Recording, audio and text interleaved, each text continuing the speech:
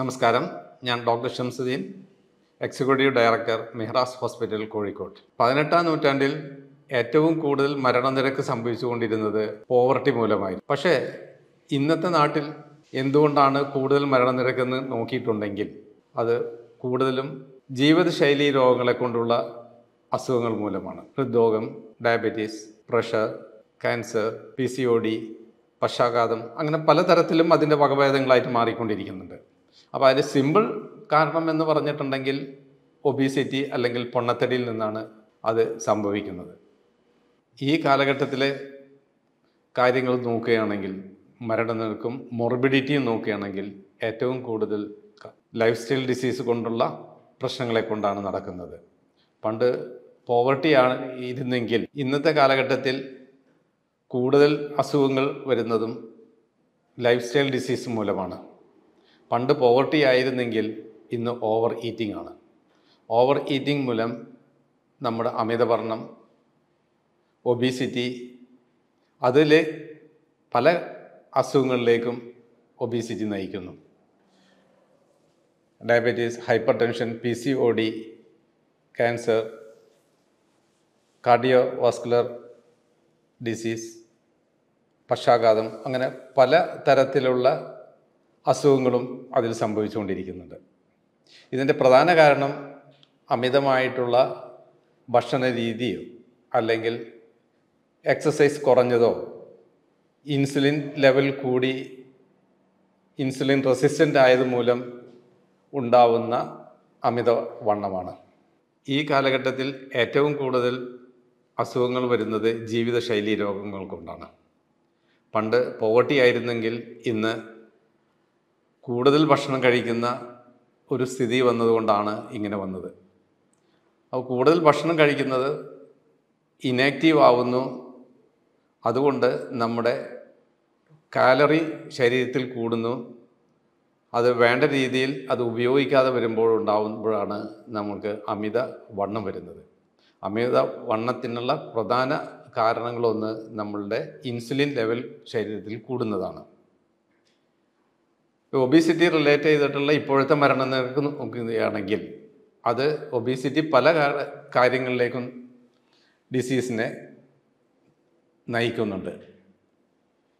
Insulin level കൂടി പ്രമേഹമാവുകയും അതിൻ്റെ ഫലമായി hypertension, cholesterol, heart attack, PCOD, cancer, പക്ഷാഘാതം, അങ്ങനെ പല അസുഖങ്ങളും അതുമൂലം സംഭവിക്കുന്നു.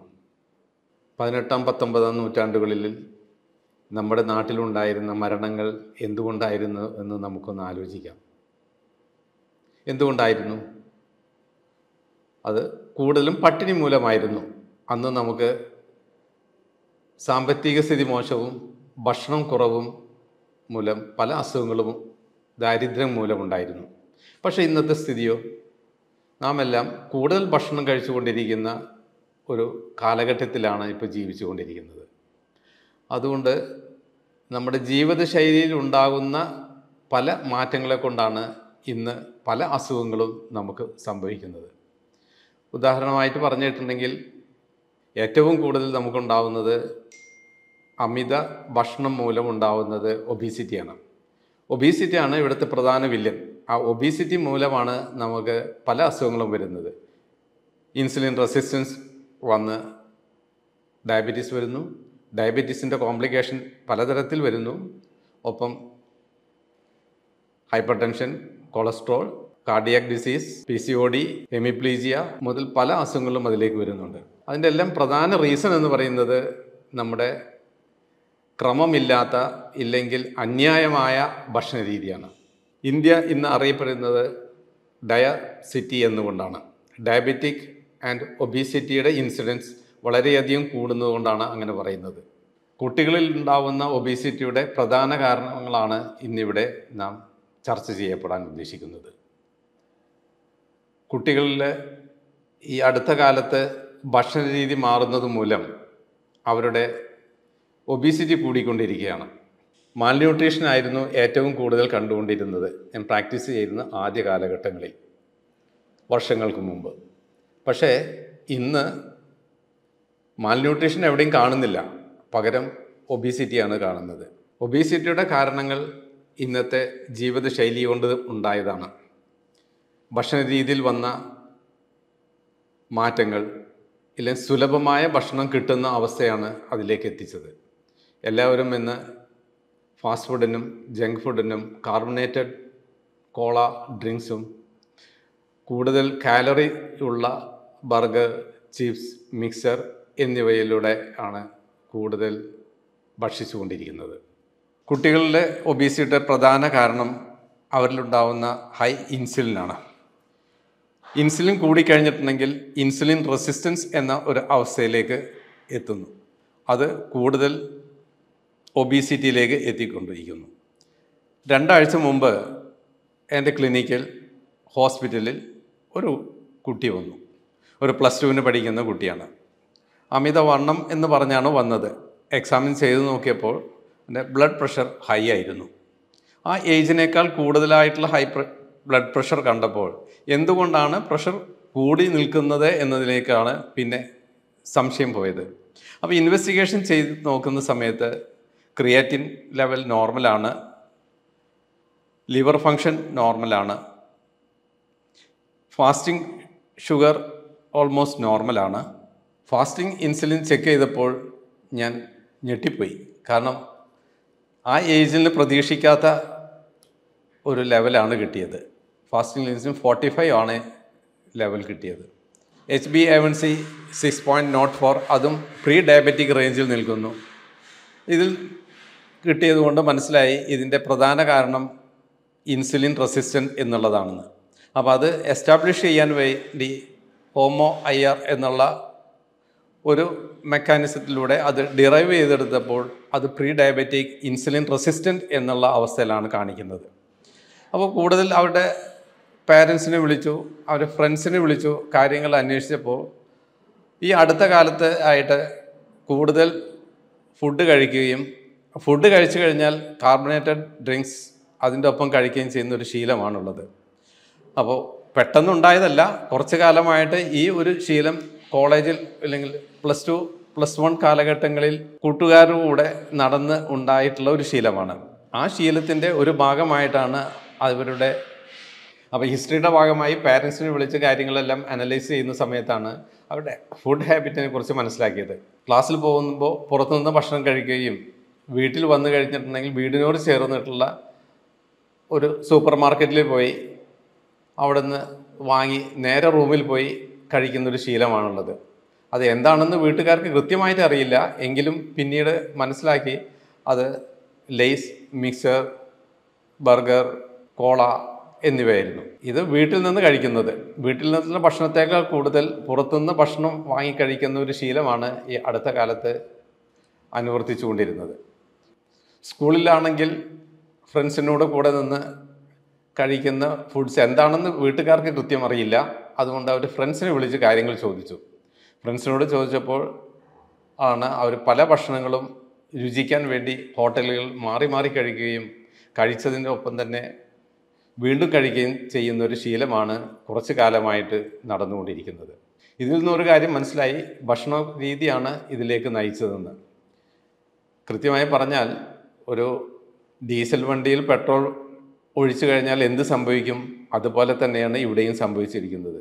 നാം കഴിക്കുന്ന ഭക്ഷണമെല്ലാം ചെല്ലുന്നത് നമ്മുടെ വയറ്റിലേക്കാണ്. അതെല്ലാം അവിടെ കിടന്ന് ദഹിച്ചു കഴിഞ്ഞാൽ മാത്രമേ നമുക്കത് ഉപയോഗിക്കാനുള്ള പറ്റൂ. കൃത്യമായ ന്യൂട്രീഷനും കാലറിയും ഫുഡും അവിടെ നിന്ന് ലഭിക്കണമെങ്കിൽ കൃത്യമായ ഇടവേളകളിൽ വേണം ഫുഡ് കഴിക്കാൻ. അതിന് പകരം പലതരത്തിലുള്ള ഫുഡുകൾ പല സമയങ്ങളിൽ രുചിക്കുന്നത് മൂലം അത് ഓവർ കാലറി ആവുകയും അത് കറക്റ്റ് ചെയ്യാൻ വേണ്ടി ശരീരം കൂടുതൽ ഇൻസുലിൻ ഉൽപ്പാദിപ്പിക്കുകയും ചെയ്യുന്നു. ഈ ഇൻസുലിനാണ് കൂടുതൽ പ്രശ്നങ്ങളിലേക്ക് പോകുന്നത്. ഇൻസുലിൻ കൂടുതൽ ഉൽപ്പാദിപ്പിക്കും തോറും അത് അബ്സോർബ് ചെയ്യാൻ പറ്റാത്ത അവസ്ഥ എത്തുമ്പോൾ നമുക്ക് ഇൻസുലിൻ റെസിസ്റ്റൻസ് എന്നുള്ള ഒരു മെക്കാനിസത്തിലേക്ക് എത്തുന്നു. അതാണ് ഇവിടെ പ്രീ ഡയബറ്റിക് ആവാനുള്ള കാരണം. ട്രീറ്റ്മെൻറ്റ് തുടങ്ങുന്നതിന് മുമ്പ് ഞാൻ ഡിസിപ്ലിൻ കൃത്യമാക്കണമെന്നുള്ള ഒരു നിർദ്ദേശമാണ് വെച്ചത്. കൃത്യമായിട്ടുള്ള പറയുന്ന കാര്യങ്ങൾ കൃത്യം ത്തോടെ അനുഷ്ഠിക്കാൻ പറ്റുന്നുണ്ടെങ്കിൽ മാത്രമേ ഈ ഒരു ട്രീറ്റ്മെൻറ്റിലേക്ക് പോകാൻ പറ്റൂ എന്നുള്ളതിനാലാണ് അത്തരത്തിൽ പറഞ്ഞത്. അവരുടെ ഡയറ്റിലാണ് ഞാൻ ആദ്യം കൺട്രോൾ ചെയ്യുന്നത്. മെഡിസിൻ കാര്യമായി ഒന്നും കൊടുത്തില്ല. പകരം അവരുടെ ഡയറ്റ് മോഡിഫിക്കേഷൻ ആവശ്യപ്പെട്ടു. ഡയറ്റ് കറക്ഷൻ്റെ ഭാഗമായി breakfast 2 egg, vegetables soup, cooked vegetables. ഞാൻ ഭക്ഷണം കുറക്കാനല്ല പ്രധാനമായും ചെയ്തത്, ഭക്ഷണ രീതിയിൽ കറക്ഷൻ നടത്തുന്നതാണ്. പട്ടിണിക്കിട്ടല്ല ട്രീറ്റ്മെൻറ്റ് തുടങ്ങുന്നത്. പക്ഷേ കാലറി റെസ്ട്രിക്ഷൻ വന്നു. പ്രോട്ടീൻ കൂട്ടി കാർബ് കുറച്ചു എന്നാണ് പ്രധാനമായും ചെയ്തത്. പ്രഭാത ഭക്ഷണത്തിൽ 2 എഗ്ഗും വെജിറ്റബിൾസ്, പ്രീബയോട്ടിക് വാട്ടറും കൊടുത്തു. മറ്റുള്ള സമയങ്ങളിൽ ലഞ്ചും ഡിന്നറിലും കാർബ് പാർട്ട് വളരെയധികം കുറച്ചു. ഇത് കൃത്യമായിട്ട് ഫോളോ ചെയ്യണമെന്നുള്ള അഡ്വൈസും കൊടുത്തു. പ്രീബയോട്ടിക് കൊടുക്കുന്ന സമയത്ത് അത് നമ്മുടെ സാറ്റിറ്റി സെൻറ്ററിനെ കുറയ്ക്കുകയും തന്മൂലം നമുക്ക് ഭക്ഷണം കഴിക്കാനുള്ള ആർത്തി കുറയുകയും ചെയ്യും. നമ്മുടെ മിഹ്റാസ് ഹോസ്പിറ്റൽ നാം ഇത്തരത്തിലുള്ള ഒരു ഡയറ്റീഷ്യൻ്റെ നിർദ്ദേശാനുസരണം നമ്മൾ ചെയ്തു വരുന്നുണ്ട്. ഇവിടെ പട്ടിണി ഇടലല്ല, മറിച്ച് ആവശ്യമായ കാലറിയും ന്യൂട്രീഷനും എത്തുന്ന തരത്തിലുള്ള ഒരു പ്രോട്ടോക്കോളാണ് നമ്മുടെ സംവിധാനം ചെയ്യുന്നത്. ഈ കുട്ടിയുടെ ഫോളോ അപ്പിൽ ആഫ്റ്റർ 2 വീക്സ് നാം വീണ്ടും നോക്കുന്ന സമയത്ത് അതിൻ്റെ 4 കിലോ വെയിറ്റ് കുറയുകയും അതിൻ്റെ BP മരുന്നില്ലാതെ തന്നെ നോർമലിലേക്ക് എത്തുകയും ചെയ്തു. ഇതിൻ്റെ ഇടയിൽ അവർ കൃത്യമായിട്ട് ഈ ഡയറ്റ് ഫോളോ ചെയ്യുന്നുണ്ടോ എന്നുള്ളത് നാം ഹോസ്പിറ്റലിൽ നിന്ന് അവരെ ഫോളോ അപ്പ് ചെയ്യുകയും എല്ലാ ഇടവേളകളിൽ നാം അവരെ വിളിച്ച് അന്വേഷിക്കുകയും ചെയ്യുന്നുണ്ട്. അതിൻ്റെ ഒപ്പം അവർ കഴിക്കുന്ന ഭക്ഷണം എന്താണെന്നുള്ളത് ഇടയ്ക്ക് വീഡിയോ എടുത്ത് നമുക്ക് അയച്ചു തരാനും അവർ ആവശ്യപ്പെട്ടിരുന്നു. കൃത്യമായിട്ടുള്ള ഒരു സഹകരണം ആ വീട്ടുകാരിൽ നിന്നും കുട്ടിയിൽ നിന്നും കിട്ടിയത് കൊണ്ടാണ് അവരുടെ രോഗം വളരെ വേഗത്തിൽ നമുക്ക് കുറക്കാൻ സഹായിച്ചത്. ഒരു 2 ആഴ്ചയും കഴിഞ്ഞിട്ട് വീണ്ടും നമ്മൾ അതിൻ്റെ ഇൻസുലിൻ ലെവൽ ഒന്നുകൂടെ ടെസ്റ്റ് ചെയ്യുന്നതാണ്. അത് ചെയ്തു കഴിഞ്ഞാൽ നമുക്ക് അറിയാൻ പറ്റും എത്രമാത്രം ഇൻസുലിൻ റെസിസ്റ്റൻസ് ലെവലിൽ നിന്ന് അത് കറക്ഷനായി എന്നുള്ളത്. അപ്പോൾ ജീവിതശൈലി രോഗങ്ങളിലെ ഏറ്റവും പ്രധാന വില്ലൻ ഇൻസുലിനാണ്. പക്ഷേ ഇൻസുലിൻ എന്ന് പറഞ്ഞാൽ പോലും, ഡയബറ്റിസ് എന്ന് പറഞ്ഞാൽ പോലും ആളുകൾക്ക് അതൊന്നും ഒരു പ്രശ്നമല്ല. ഡയബറ്റിസ് അല്ലേ, മരുന്ന് കഴിക്കാം. മരുന്ന് കൊണ്ടല്ല നമുക്ക് രോഗം നേരിടേണ്ടത്. ഇൻസുലിനൊപ്പം തന്നെ കുറയുന്നതിനൊപ്പം തന്നെ രോഗമില്ലാത്ത അവസ്ഥയിലേക്ക് നമുക്ക് എത്തുകയും വേണം. ഇൻസുലിനാണ് ഇവിടെ പ്രധാന വില്ലൻ. ഇൻസുലിൻ ലെവൽ കുറക്കാൻ കാർബ് റെസ്ട്രിക്ഷനൊപ്പം തന്നെ നാം കുറച്ച് ഫിസിക്കൽ ആക്ടിവിറ്റി എക്സസൈസിൽ ഏർപ്പെടേണ്ടതാണ്. ഇനി എനിക്ക് പ്രധാനമായും പറയാനുള്ളത് പാരൻസിനോടാണ്. കുട്ടികളുടെ ശീലം നാം ഒരു പരിധിവരെ മാത്രമേ പിടിച്ചു നിർത്താൻ പറ്റുകയുള്ളൂ. അപ്പോൾ അവരെ നല്ല ശീലം പഠിപ്പിക്കാൻ നാം അവരെ പ്രോത്സാഹിപ്പിക്കുന്നത് വളരെ സ്നേഹത്തോടു കൂടെ വേണമെന്നുള്ളതാണ് എൻ്റെ പക്ഷം. എന്തുകൊണ്ടാണ് നല്ല ശീലം ഉൾക്കൊള്ളേണ്ടതെന്ന് കാര്യകാര്യ സഹിതം അവരെ പറഞ്ഞ് മനസ്സിലാക്കി കഴിഞ്ഞാൽ അവർക്ക് അതിലേക്ക് എത്താൻ എളുപ്പമായിരിക്കും. കുട്ടികളെ എപ്പോഴും എസ്പെഷ്യലി 9 മുതൽ 12 വരെയുള്ള കുട്ടികൾക്ക് അനുഭവിക്കുന്ന മെൻ്റൽ ട്രോമ ഒന്ന് കൺസിഡർ ചെയ്ത് കൂടുതൽ സമയം അവരെ പഠിക്കുന്നതിൽ മാത്രം കോൺസെൻട്രേറ്റ് ചെയ്യാതെ കുറച്ച് extracurricular activities, especially physical ആക്ടിവിറ്റീസിലേക്ക് അവരെ ഒന്ന് നീക്കുന്നത് ഒരു പരിധിവരെ അവർക്ക് റിലാക്സേഷനും അതോടൊപ്പം ഫിസിക്കൽ എക്സസൈസ് കൂടുമ്പോൾ ഇൻസുലിൻ റെസിസ്റ്റൻസ് കുറയാനുള്ള സാധ്യത കൂടാൻ സഹായിക്കുന്നതാണ്. പാരൻസിനോടുള്ള എൻ്റെ sincere advice, food is medicine എന്നുള്ള ആ കൺസെപ്റ്റ് ക്രിയേറ്റ് ചെയ്ത് കുട്ടികളുടെ ഫുഡ് എങ്ങനെ കൃത്യമായ രീതിയിൽ ഉപയോഗിക്കാമെന്നുള്ള ശീലം അവരിൽ ഏൽപ്പിക്കുകയാണ്. അതാണ് നമുക്ക് അവർക്ക് ചെയ്തു കൊടുക്കാവുന്ന ഏറ്റവും നല്ല ഹെൽത്ത് ഇൻവെസ്റ്റ്മെൻറ്റ്. മറ്റൊരു വിഷയമായി അടുത്ത വീഡിയോയിൽ നമുക്ക് കാണാം. അതുവരെ നന്ദി, നമസ്കാരം.